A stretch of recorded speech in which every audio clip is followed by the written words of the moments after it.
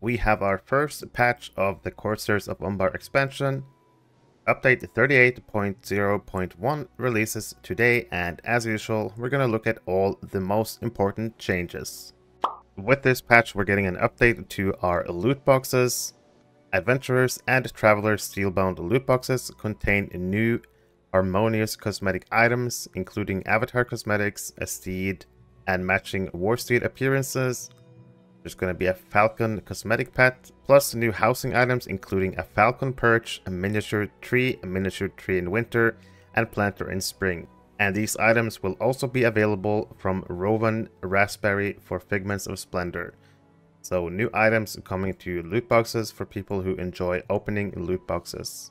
Some other items also being added to loot boxes, but these are only loot boxes. They will not be available from Rowan. So the Seaside Sandlurker cosmetic pet and 3 macaque themed housing items will only be found in loot boxes and not from barter.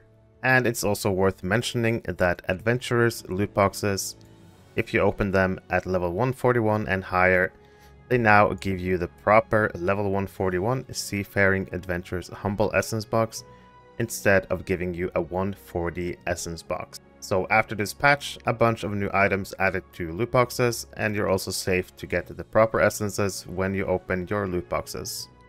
At the time of recording, we are 5 hours and 10 minutes away from the new Legendary Items reward track Season 8, and the servers will go down with 1 hour remaining of Season 7. So once the servers come back up, Season 8 will be here with new rewards. I will of course be making a video about all the rewards eventually, but we can see from the patch notes that the main rewards from Season 8, so probably level 25, 50, 75 and 100, will include a sculpture garden with an elvish pavilion. There's a Tome of the Young Moose cosmetic pet. There's going to be a Tome of the Frost Tusk Youngling cosmetic pet. And with Season 8 you can also acquire the red painted skeleton mount. So the red painted skeleton horse will be available from Season 8 of the Legendary Item reward track. The Young Moose will also be a reward as a cosmetic pet, as well as the Frost Tusk Youngling. And there's also a sculpture garden with an elvish pavilion housing item. So new reward track Season 8 coming with the release of this patch. New rewards to earn and 4 new main rewards that you can acquire. This patch will also include some corrections to crafting. As we already know, most of the crafting recipes for most items actually cost way too much, which was not intended. For example, yellow standard gear costs ingots, that's fine, but they also cost Red Sea stones, which should not be a part of their cost. The same can be said for your purple gear and the purple recipes. They would also cost too much, but this patch should correct this issue, and in most cases on most recipes you should see the costs going down, especially concerning the Red Sea stones, the new shards in the game. With this patch we'll also get the fix to the damage number on crossbows versus bows. As we can see currently on the live game, the bows have a significantly higher DPS than the crossbows. This should be fixed and they should be equal with the patch. And another oversight with crafting that should be fixed with this patch is that Umbari Scholar battle scrolls should now be available from the Umbar Reputation Faction Quartermaster. So you can now go to the Quartermaster of Umbar and get your battle scrolls for Scholar. As we all know, the Flame of Ancalamir got put to a minimum level of 151 shortly after the release of the X-Pack, and this was obviously because there was something wrong. There were some unintended items you could use the Flame on, and from the patch notes we read, older items now disenchant for their proper rewards. So I'm assuming these patch notes are talking about items such as the Gwathranos jewelry.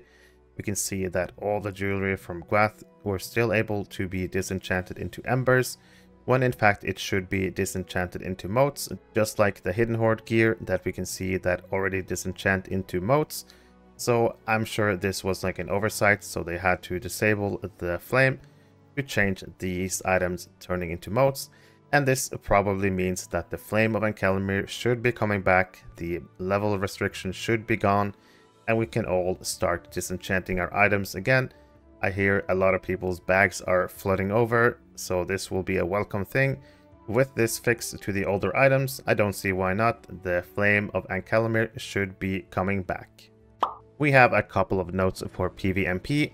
Malavin, the Angmar emissary to the Etmors, has leveled up to match the baddies around her.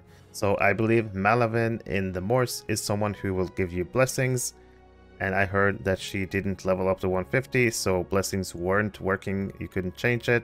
But Malavin should now be 150 and blessings should work fine again. And also the new Etmors food and buff scrolls effects are now removed when you leave the Etmors. Apparently you were able to eat the food and use your scrolls, and they would still work in PvE areas after leaving the moors. And this should now be working properly. These buffs should only be working in the moors, and they will not be removed if you relog or lose connection. Another fix that will be coming with this patch is that tasks in Umbar will once again work. I believe there was an issue where you could infinitely do the tasks in Umbar and not lose your task items. This should be fixed for this patch, and you should once again be able to do the tasks in Umbar for Umbar reputation. A couple of fixes to a couple of quests. The interlude quest in chapter 7 of the epic story The Song of Waves and Wind is once again available because it's working properly again. And also something that I complained about, the first quest in the epic, like book 2, had no quest guide, but the quest guide now properly shows you how to reach the Hall of Lady Vanialas in chapter 2.1. So these two quests have been fixed. And finally, in the Shield Isles in Bel Inzul, all the way south in the Shield Isles, you can now once again pick up the bounty Proto-Huorn. There was an issue with that quest, but it is once again available, and from the bounty board you can now pick up all 5 bounties every single day. If you enjoyed the video, please consider dropping a like and subscribing, as it really helps out the channel. And if you like LOTRO, I would really recommend joining my Discord servers. You can also support me directly through my Ko-fi website. If you're playing or looking to play Lord of the Rings online, there is one place you need to be.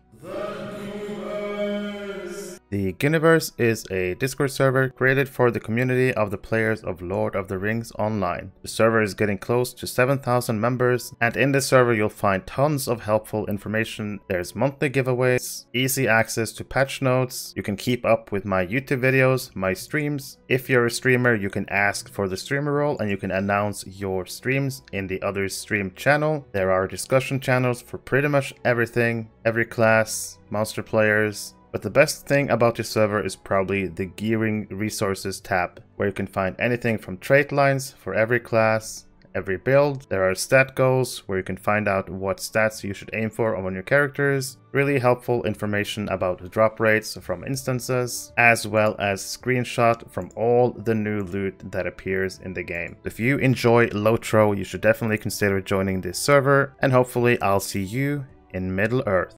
If you were part of the Ghyniverse already, you might have noticed that another tab appeared at the top, the LFF server. This server is a brand new server that I created, the LFF Ghyniverse. In this server, you can select which servers you want to keep up with, and once you select your server, say you select Arkenstone, you will see the LFF, the kinship advertisement, looking for kinship and trade channels, and there's also voice channels if people want to use those. The LFF channel is basically a looking for fellowship channel where people can post if they need players for the runs, and this way people don't have to be logged into the game to see the chat, they can just instead get a notification on their Discord. There's also a kinship advertisement page where kins can post their kinship advertisement and have people join their kins, and you can also post in the looking for kinship chat if you're looking for a kinship, but make sure to take a look in the kinship advertisement first and look through all the kin to find a suitable kin for you. There's also a trade channel if people want to buy or sell stuff that you can use. Hopefully you'll consider joining this server to bring the community even more together, not just in the game, but also outside of the game.